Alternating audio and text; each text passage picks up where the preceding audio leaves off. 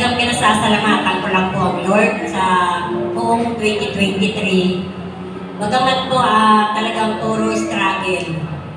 Before po kasi na mag-2023, na nung makagraduate yung panganay ko, talagang suwaga na kami, gumanda ang buhay, lahat na nabibili, lahat na suportado ng anak ko. Talagang napakabait pong anak niya. Na-share ko na po ito sa aking personal encounter sa Lord sa season 31. Pero talagang dahil sa kabutihan ng God, napakasarap i-share yung sobra-sobra niyang kabutihan sa atin. So, nung makagraduate nga po yung anak ko, kumanda lahat, talagang naging smooth, lahat, nabibili ko lahat. Pero dumating po yung pagkakataon nitong 2023. Last year na 2021 po siya, gusto niya nang mag-resign. Sabi niya sa akin, mag-resign siya. Almost 6 years po siya sa company.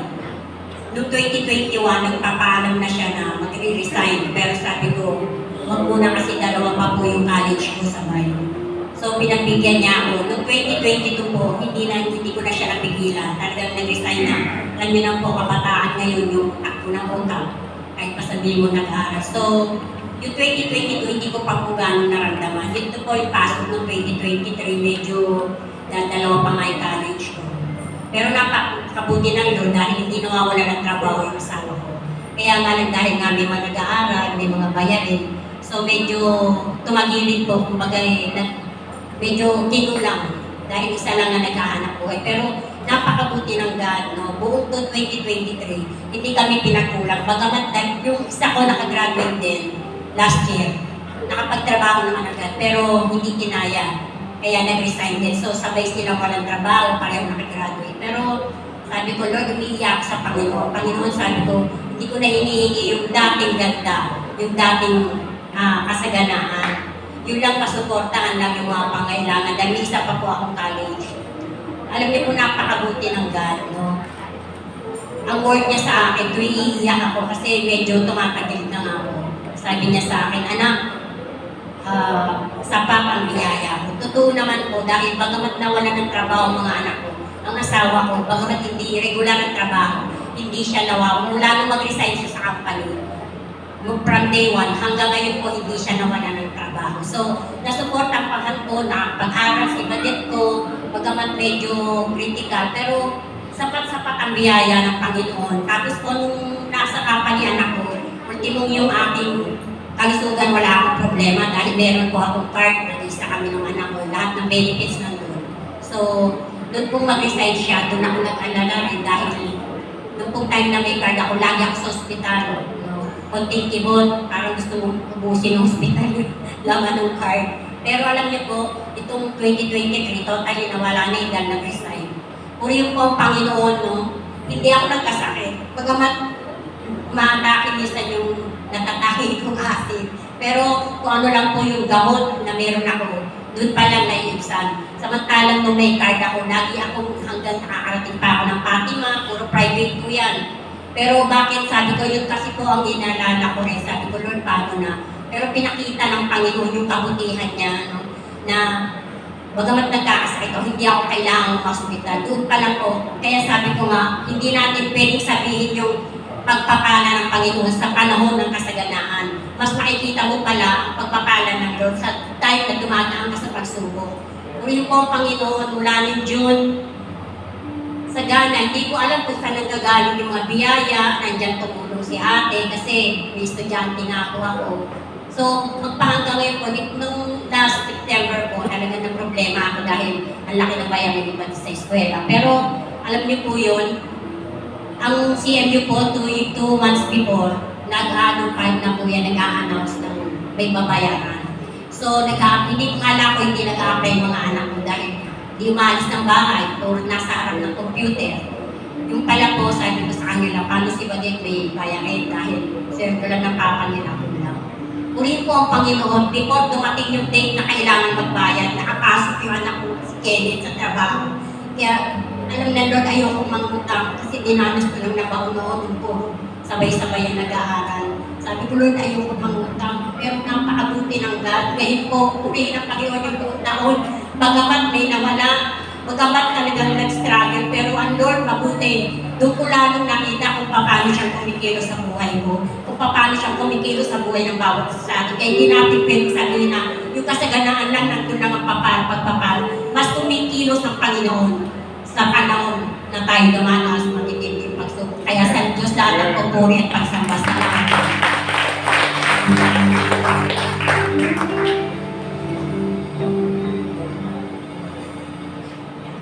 Good evening po. Ako po ay nagpapasalamat sa Panginoon. Ito po nakaraang last week po ata. Nag-ask po si James na para po mag-donate ng dugo. Ako po kasi madalas po, pag may nangangailangan, nag-donate po talaga ako. Nagpunta po ako sa hospital, nakita kami ni James po sa Jose Reyes. Sabi ko ako mag-donate kasi type D po ako eh. Kaya ako po yung mag-donate, sabi ko sa kanya. Tapos po, yung type na po yun, nakarating po ako sa Jose Reyes, BTP po ako. First time ko pong maging 150/100. Sinagulat po ako, sabi ng doc, sabi niya, sigurado ka ba? Nagdo-donate ka? Sabi ko, opo, pang 5 times ko na po ngayon, sabi ko sa doktor. Kaya hindi ka natatakot, hindi po sanay naman po ako, sabi ko.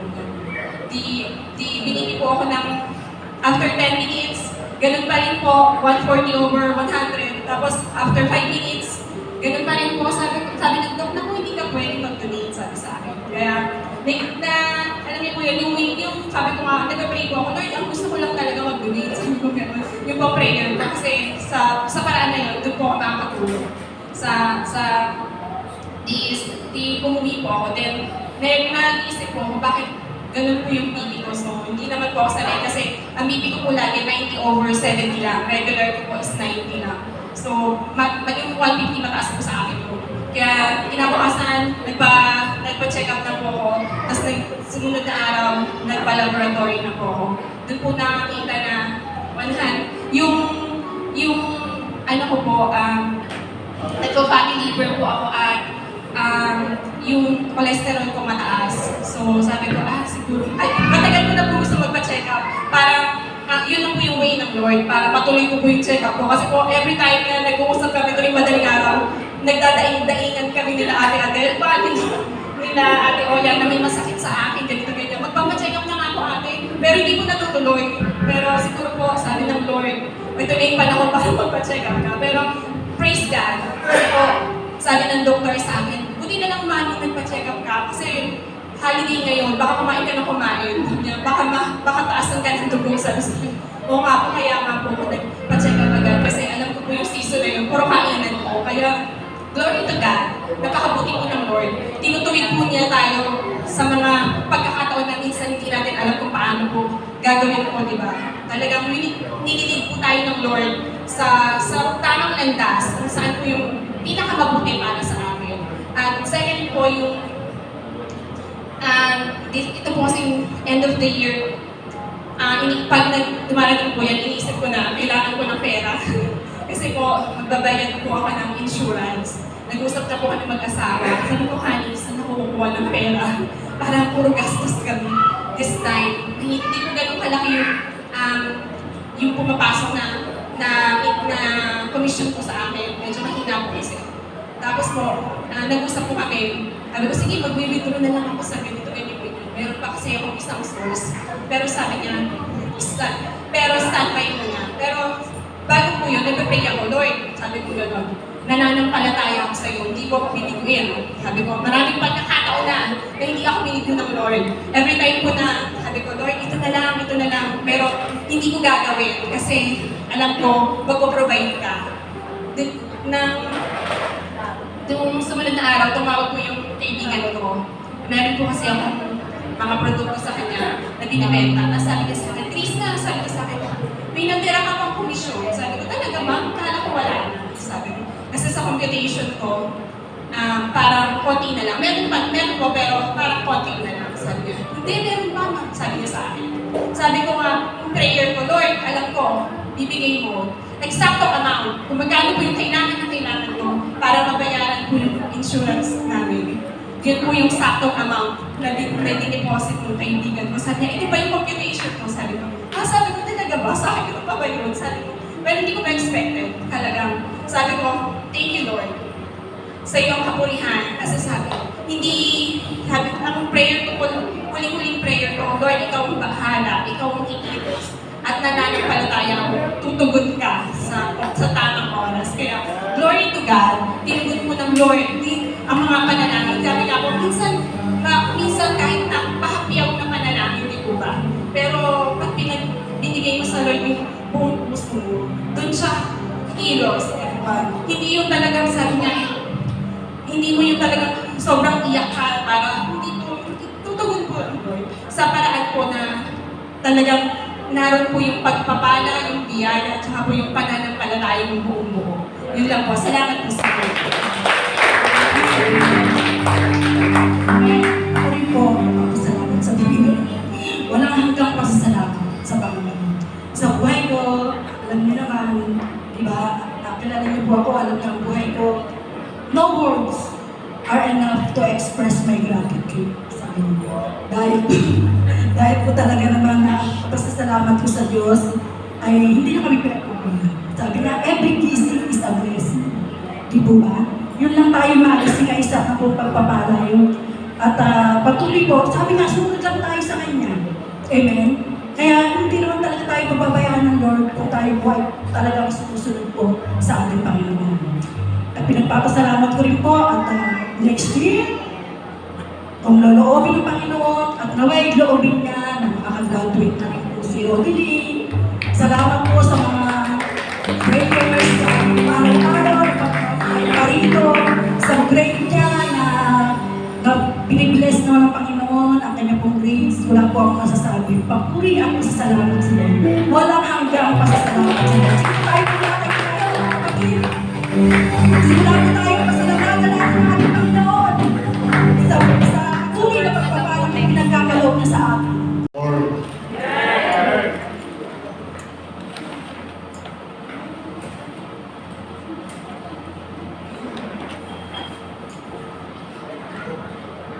Meron akong 20 minutes to deliver the message tonight. Pwede bang tumayo tayo muli sa pagbabasa ng salita ng Panginoon?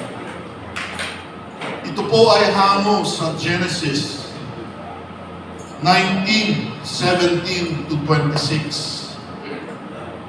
So ating pong pakinggan.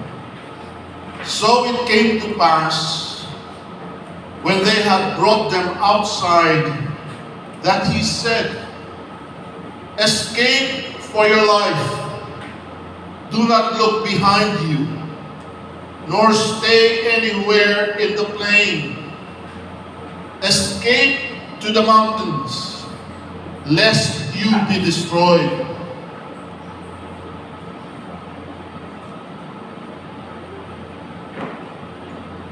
Then Lot said to them,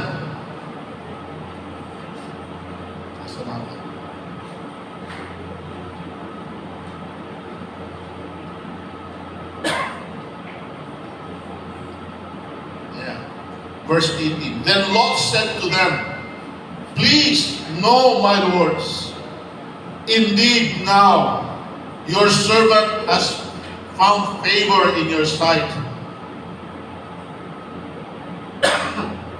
and you have increased your mercy, which you have shown me by saving my life.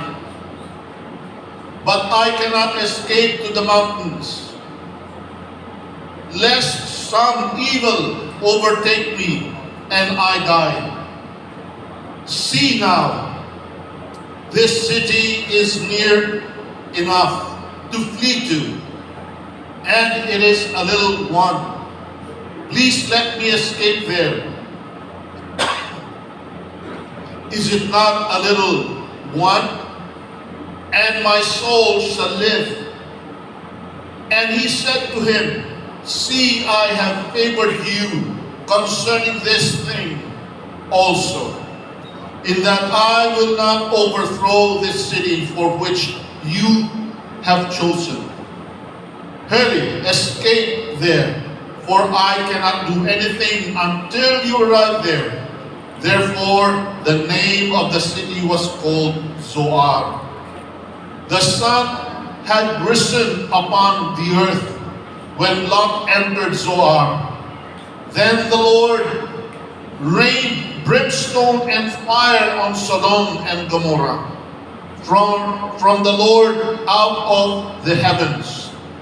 So he overthrew those cities, all the plain, all the inhabitants of the cities, and what grew on the ground. But his wife looked back behind him, and she became a pillar of salt. Father God, we just read your word and we thank you. Because Lord, your word will bring us hope. It will bring us peace. It will give us an additional level of strength in our faith. Lord, speak to us tonight. Holy Spirit, do your mighty work. Thank you, Father, in Jesus' name. Everyone will say, you can be seated.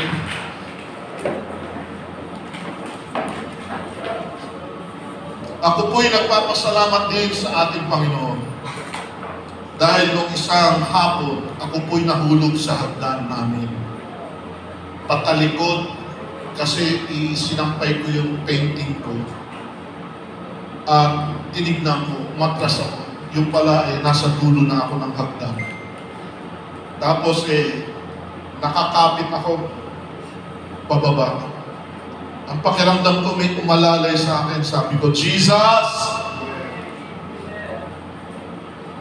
So, parang nahiklat lang ang braso ko at may konting galos na sa binti.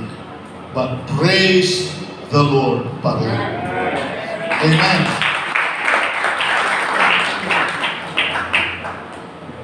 Tonight, Thanksgiving dapat. But we cannot give thanks to the Lord kung hindi natin isasalaysay ang kanyang kabutihan at ang kanyang katapatan. Tama po ba?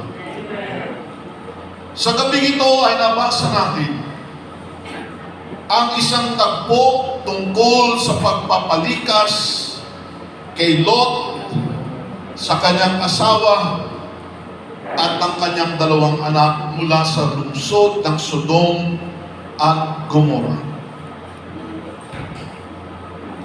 Ang Sodom at Gomorrah,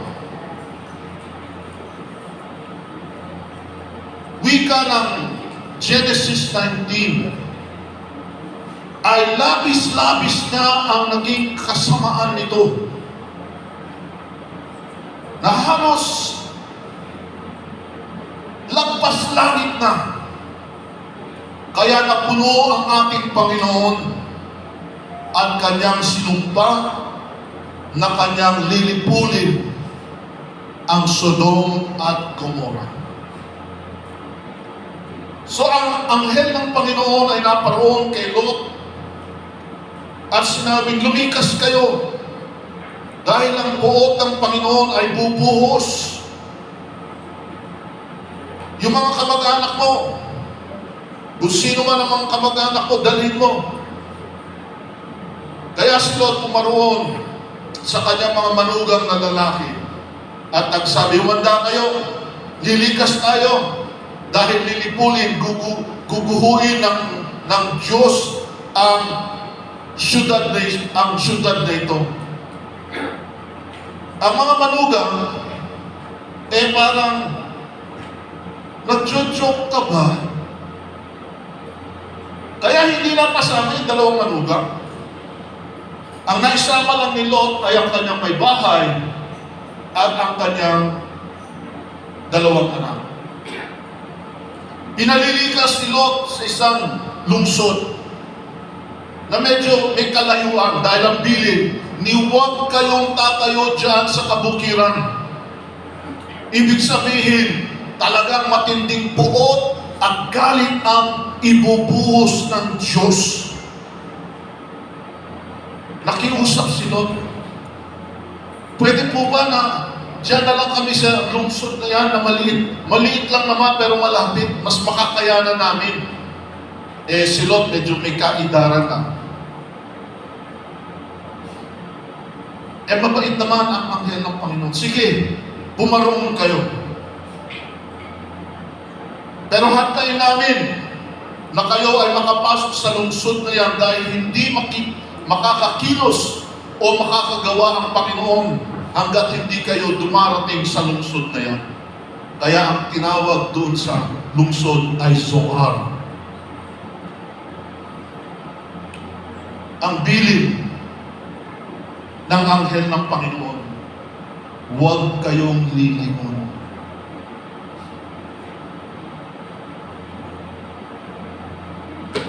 Ang asawa ni Lot, lumingon. Nung narinig niya marahil ang matinding putukan, pagsabog, lumingon, tumingin siya. At anong sabi ng salita ng Panginoon? Siya ay naging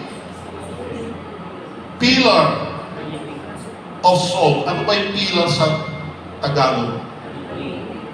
Poste, haligi. Na sabi po na hanggang sa ngayon ay makikita pa din yung nalalabi o yung labi ng haligi na kung saan ay asin na may anyong babae. Paano po natin maya-apply ito sa ating mga buhay? Tayo pong lahat ay nananahan sa Metro Manila. At ang Metro Manila ay sabihin natin nagiging magulo na rin. Tama ba?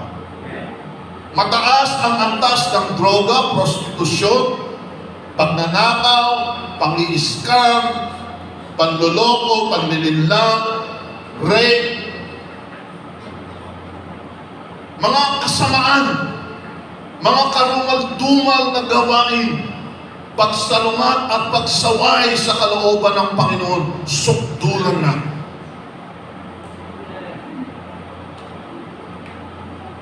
At kamakailan lang ay nagpaalaala ang Panginoon, di po ba lumindol na malakas?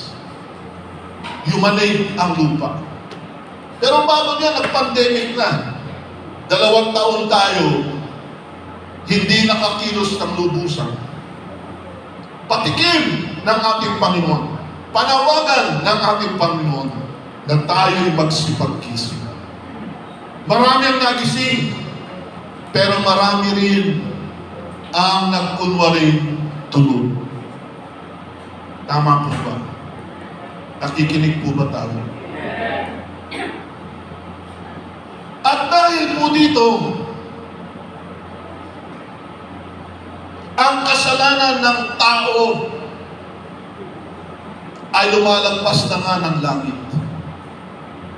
Magulo sa Amerika, magulo sa gitnang silangan, lalo sa bayan ng Israel.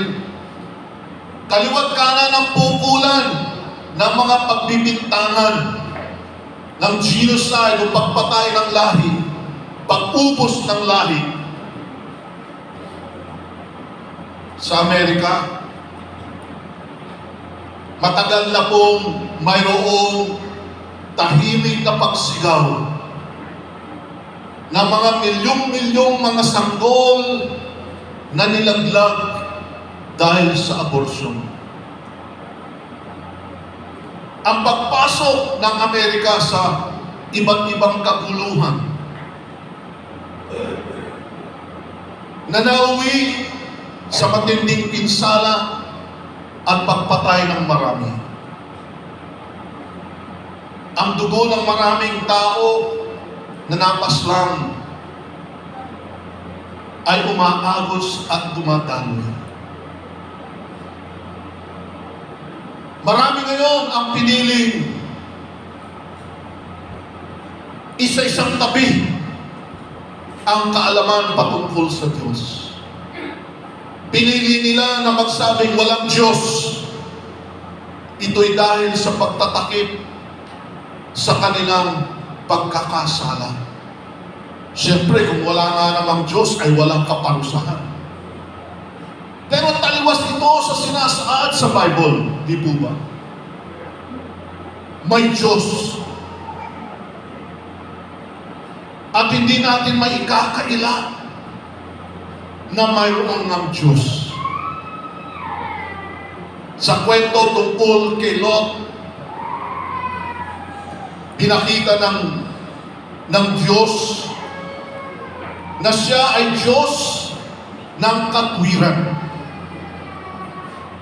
Ang Diyos natin ay mapagmahal. Amen? Subalit, ang Diyos din natin is a God of righteousness, a God of justice.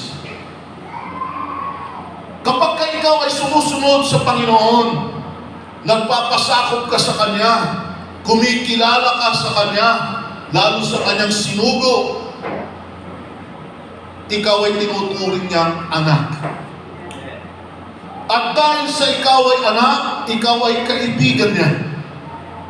Tama po ba?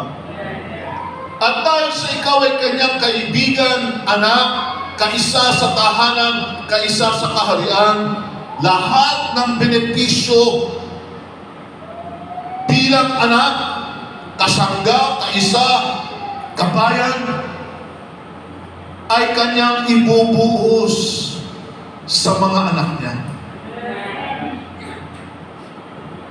Si Lot was a righteous man, pero nananahan siya sa Sodom and Gomorrah na kung saan talabak ang kasalanan tulad natin. At sa gitna po niyan, patuloy po nating nararamdaman, natatanggap ang kabutihan at ang katapatan ng ating Panginoon. Amen po ba? Amen po ba? Sa pamamagitan ng pagtugon mo ng amen, pinapatunayan mong matapat ang ating Panginoon. Kaya naman sa araw-araw, ang Diyos na ito ay kumikilos sa ating buhay. Ang Diyos na ito ay hindi niya kayang talikuran ang kanyang salita, ang kanyang pagmamahal sa atin. Tulad kay Lot, nagsugo siya ng anghel niya para lumikas mula sa tiyak na kapahamakan. Ang Diyos natin sa araw-araw ganyan. Tayo'y kanyang inilalayo sa kapahamakan, sa disgrasya, at sa sakuna, at sa lahat ng uri ng dila ng masama. Tama po ba? Ay mag-amen ka. Kung tama yan sa buhay mo. Hello? Araw-araw yan. Maya't maya yan. Kaya nga ako naalala ko, minsan, pauwi kami galing Baguio. Gabing-gabi na, pagod na ako. Ako pa nagmaneho pababa. Tapos naramdaman ko na lang na dinilat ko ang aking mata at paggilid na kami sa NLEX, ayun pala ako'y nakatulog. Hindi ko alam kung gaano kalayo ang aking binyahe na tulog. Nung nahimasmasan ako, sabi ko, Lord, thank you. Dahil ibang klase kapag ikay na-aksidente, maaaring gumulong yung van na sa amin sinasakyan, punong-punong pa naman kami.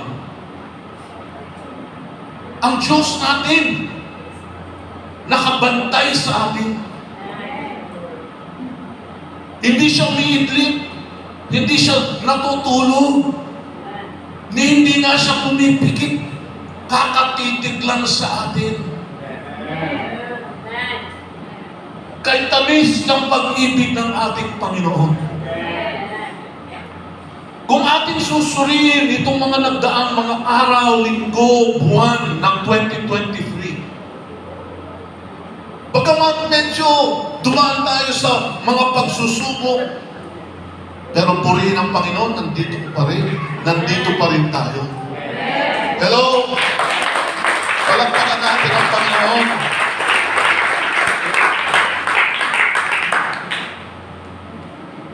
At si Lot nakiusap sa mga anghel. Mga Panginoon, pwede po bang doon na lang kami sa mas malapit na lungsod para lumikas? Mabuti ang Diyos. Sinabi niya sa pamamagitan ng kanyang anghel, sige, doon kayo pumaroon. Alam niyo po ba, ang bawat isa sa atin ay inilalagay ng Diyos sa mabuting lugar, sa mabuting katayuan. Alam niya yung kakayanan natin, alam niya yung ating limit o yung hangganan. Hindi ipipilit ng Panginoon sa atin na gawin ang isang bagay na hindi natin kaya. Sabihin mo nga sa katabi mo, gagawin natin, pagagawa sa atin yung kaya natin. Dahil ang Diyos ang lumikha sa atin, alam niya kung hanggang anong level ka.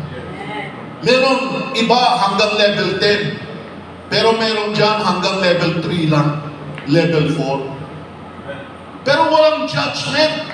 Hindi niya hinahatulan. Pero kapatid, tandaan natin,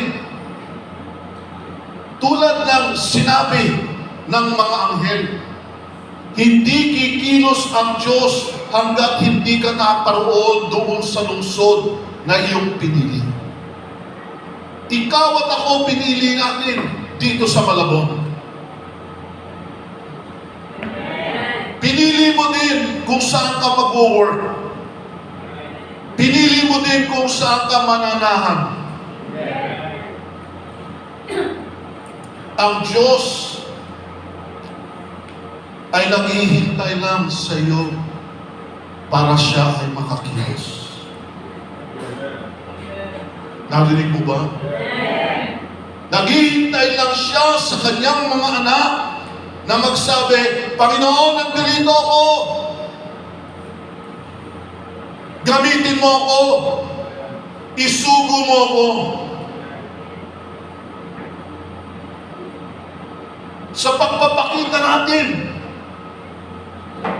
ng ating pagsang-ayon sa kanyang kalooban, sa kapahayagan natin na nais natin maganap ang kanyang kalooban, kikilos at kikilos ang Diyos sa pamamagitan natin. Kapatid, ang buhay Kristiyano, it is all about obedience to God. It is all about submission to God.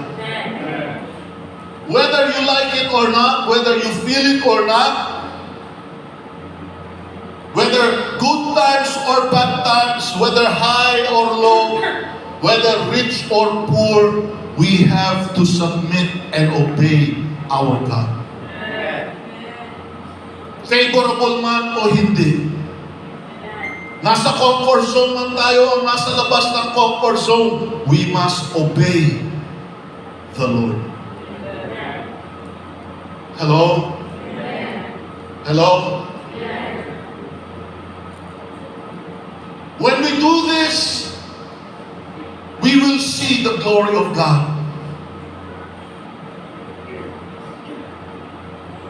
When we submit and obey the living God, He will show Himself as the mighty, faithful, and holy God. Kapatid, ma-share ko lang. Meron tayong isang manggagawa na kinumusta ko nung halos mag-isang buwan na. Kinumusta ko siya. Sabi niya, ito po, pastor, namamayat ako. Bakit? Kasi wala pong tigil ang pananakit ng aking tiyan. Nagpa-doktor ka na ba? Opo. Nagpatingin ka na? Opo. Nag-X-ray? Pati MRI po, pati CT scan. Anong nakita? Colon cancer stage 3. And I felt a quickening in my heart to pray for this precious worker, my co-worker in the Lord sa Bikutan. For 1 hour, I prayed for him. Nakikinig siya, sumasagot siya, may-amen siya, and he was in the attitude of receiving, and we felt the presence of God just fall over the phone. Yung prayer niya. You see, when you see God as a God who is faithful, as a miracle-working God, kapatid, walang panahon tayong dapat aksayahin. We take hold of the grace and the opportunity that God is giving us to declare His faithfulness, to declare His holiness. And after our prayers, I asked him, "Kumusta na, Kuya? Pastor, habang nagpe-pray ka, hindi na po sumakit ang aking tiyan. And up to this day, wala nang pain. Bumalik na ang kanyang sigla at ang kanyang takaw sa pagkain." And you know, I just want to share this. Because it brings to remembrance. Yung sinabi ni Jesus, "The things that I do, you will do." Mga bagay na ginawa ko, gagawin ko, at higit pa dyan ang gagawin ko. And we give thanks because ikaw at ako, ay ahente ng kaluwalhatian, kapangyarihan, kabanalan, katapatan ng Diyos na ito. Na kung tayo ay tatayo, hindi uurong, hindi manliliit, na ihayag ang kanyang salita, ang kabutihan ng Panginoon ay bubuhos at bubuhos. Sinabi sa kanila, "Huwag kayong lilingon." Pero ang asawa ni Lot, lumingon. May instruction ng Diyos. Hello? Sa iyo, sa akin, may instruction ng Diyos. Go and make disciples of all nations. Yung asawa ni Lot, lumingon. Maaring nanghihinayang sa kanyang naiwan. Baka bagong luto yung kanyang ulam. Nanghinayang sa mga gamit niya, mga alahas, mga salaping na iwan, mga damit. Kapatid, ang sabi ng ating Panginoon, kung ikaw ay susunod sa akin, talikuran mo na ang lahat. Sapagkat kung hindi mo makakayanan talikuran ang lahat, hindi tayo magiging karapat-dapat na maging alagad ni Kristo. Tanong niyo sa akin bakit? Kasi si Jesus lang ang dapat na nakaupo bilang Panginoon, Hari, Diyos sa ating mga puso. Hindi maaari makitaan tayo ng kahati. Walang kasosyo ang Diyos sa luklukan ng ating mga puso. Siya yung sentro ng lahat. Mapanipughuin ang ating Diyos. Jealous is the name of God. At siya'y nagsiselos para sa iyo, kapatid. Para sa amin. Nais niya na masolo niya tayo. Sa taong 2024, aking ipinamamanhig sa inyo.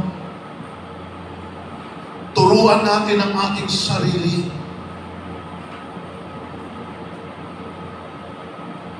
na makaniig natin ng masinsinan ang ating Panginoon. Makaniig natin siya ng harap-harapan. Masolo natin siya at masolo niya tayo.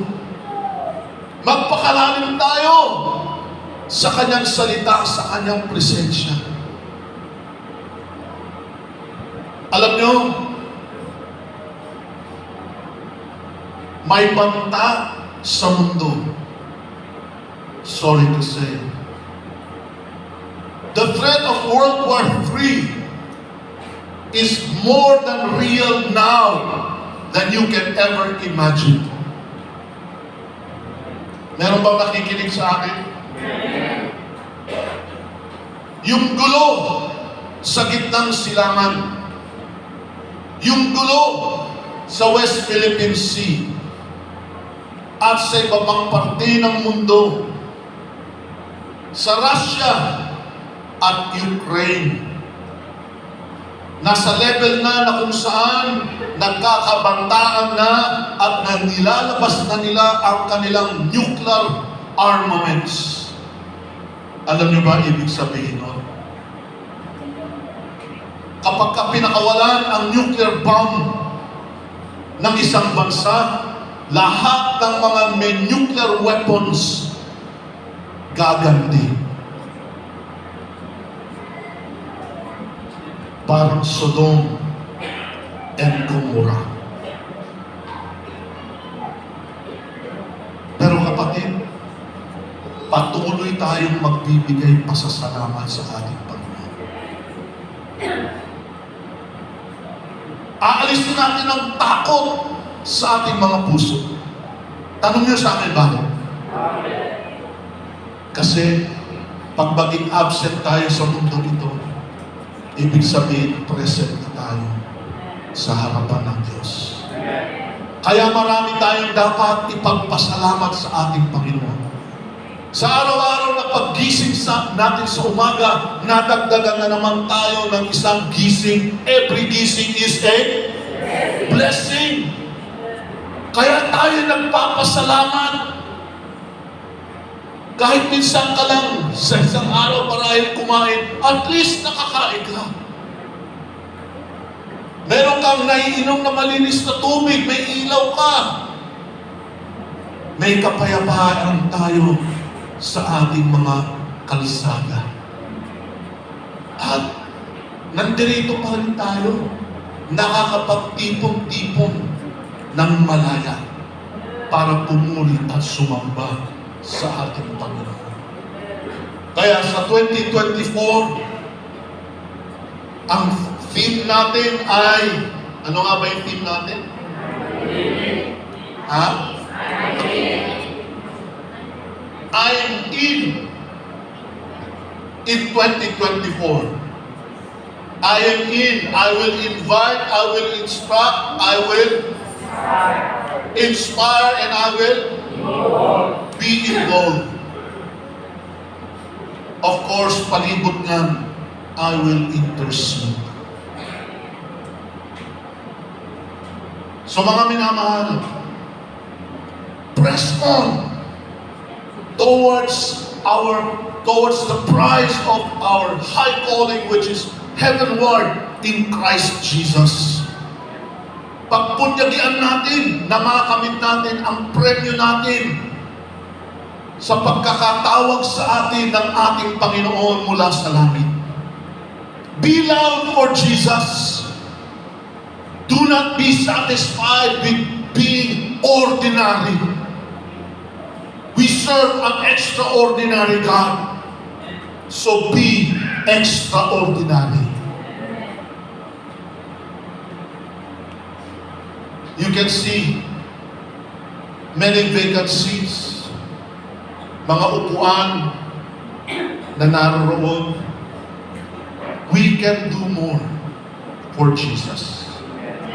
That's why in 2024, anong sasabihin mo? I am in 2024. Thank God for His love. Thank God for His grace. Thank God because He is a miracle-working God. Thank God because He is a covenant-keeping God. Thank God because He is truly a faithful and awesome God. Will you bow your heads, please, and close your eyes? Father in heaven, we thank You because of Your great love. Oh God, teach us to look to You. Turuan mo po kami ma-focus ang aming mga paningin, mga puso, mga kaisipan namin, buong katauhan namin sa Iyo. Maraming salamat sa pag-ibig mo na patuloy na nagpapalakas sa amin, kasama ng iyong kagandahang loob na binubuhos mo sa amin. Tunay na pinatatatag mo po kami, Panginoon. At sa bawat oportunidad na iyong ibinibigay sa amin na makapagbasa ng iyong salita, makapanalangin, Lord, samantalahin namin. Huwag kaming bibitaw. Dahil kahit kailanman, hindi mo kami bibitawan. Hindi mo kami tatalikuran. Hindi mo kami kaliligtaan. Naririyan ka, Ama. O Diyos, yapusin mo po kami ng pagkahigpit-higpit at imulat niyo po ang aming mga paningin sa iyong kagandahan, sa iyong karinlan. Pukawin mo po kami at maging sentro ka ng lahat-lahat sa aming buhay. O God, aking itinataas ang mga kapatiran ko na naririto sa bulwagang ito at sa lahat ng mga sumusubaybay sa broadcast ng gawain ito. Lord, ano man ang pasanin, problema, suliranin, pangangailangan nila, we give thanks to You, Father. Dahil bago pa man kami magsabi sa iyo, alam mo na. At bago pa man kami matapos sumiling, kami tinugunan mo.